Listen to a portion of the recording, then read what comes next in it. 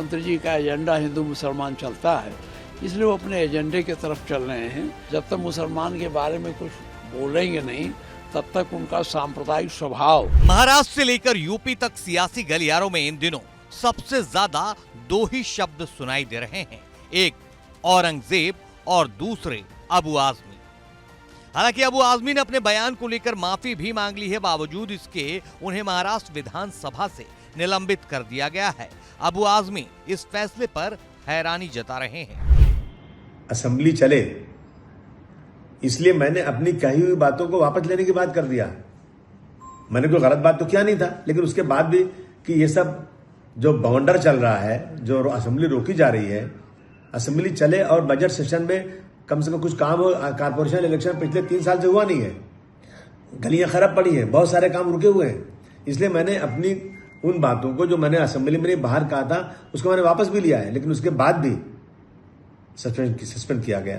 खैर, महाराष्ट्र की सियासी लड़ाई जब उत्तर प्रदेश पहुंची तो सीएम योगी ने सदन में न सिर्फ अबू आजमी के बयान पर सपा को घेरा, बल्कि उन्हें पार्टी से निकालने की बात कहते हुए ये तक कह डाला कि यूपी भेज दें, मैं उपचार कर दूंगा। समाजवादी पार्टी का नेता, आपका विधायक घोषणा करो ना, उस कमबख्त को निकालो पार्टी से और उसको एक बार यूपी भेज दीजिए, बाकी उपचार हम अपने आप करवा लेंगे। जो व्यक्ति छत्रपति शिवाजी महाराज की परंपरा पर गौरव की अनुभूति करने की बजाय लज्जा महसूस कर रहा हो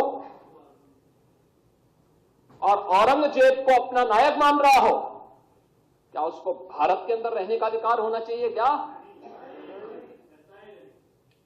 और समाजवादी पार्टी को इसका जवाब देना चाहिए। एक तरफ आप कुंभ को कोसते रहे और दूसरी तरफ औरंगजेब जैसे दुष्ट और क्रूर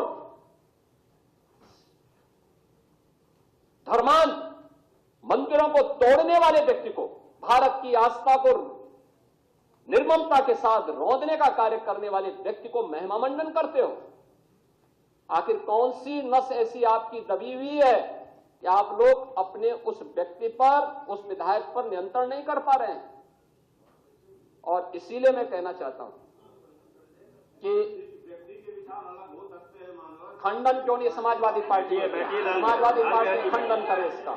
लेकिन योगी आदित्यनाथ को उनके अबू आजमी पर दिए बयान को लेकर यूपी विधानसभा के नेता प्रतिपक्ष माता प्रसाद पांडे ने ये कहते हुए घेरा है कि सीएम योगी का एजेंडा ही हिंदू मुसलमान करना है, इसलिए उनके बारे में बात करना ही बेमानी है। हमारे संविधान में अभिव्यक्ति की आज़ादी है, बोलने की आज़ादी, नियमों का। उनको ऐसी बात तो कही नहीं होगी जिसके लिए उनकी इलाज की जरूरत हो, उसके निष्कासन की जरूरत हो। चूंकि वो मुख्यमंत्री जी का एजेंडा हिंदू मुसलमान चलता है, इसलिए वो अपने एजेंडे की तरफ चल रहे हैं। ये इस पर कोई गंभीर बात करने की मैं आवश्यकता नहीं समझता और न उन्हें निकालने की आवश्यकता है, न उनको किसी तरह से प्रताड़ित करने की आवश्यकता। अब मैं पूरी बात तो देखा नहीं जाना, आप ही बता रहे हो, जब मैं सब समझ लूँगा। लेकिन मैं ये जानता हूँ अभिव्यक्ति की आज़ादी है, कोई क्या बोलता है बशर्ते वो एक दायरे में होता है, तो वो अभिव्यक्ति की आज़ादी है, कॉन्स्टिट्यूशन में हमें अधिकार है। उन्होंने संवैधानिक व्यवस्था के अंतर्गत अपनी बात कही है, उन्हें निकालना। अखिलेश जी ने भी पोस्ट किया है, उन्होंने भी ट्विटर पे इनके बारे में लिखा है और इसमें समर्थन किया है। और जो उनके ऊपर निष्कासन की कार्रवाई आज विधानसभा मुंबई से महाराष्ट्र से हुई है, उस पर उन्होंने काफी मतलब उस पर उन्होंने नाराजगी जाहिर करी है।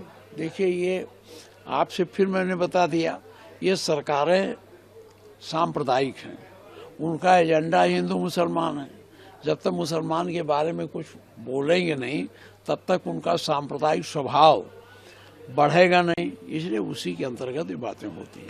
खैर, अबू आजमी के माफीनामे के बावजूद समूचे महाराष्ट्र में बीजेपी और शिवसेना के साथ साथ हिंदूवादी संगठनों ने मोर्चा खोल रखा है।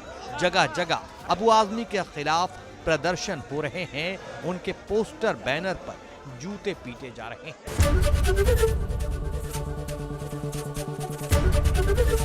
एबीपी गंगा, खबर आपकी, जुबान आपकी।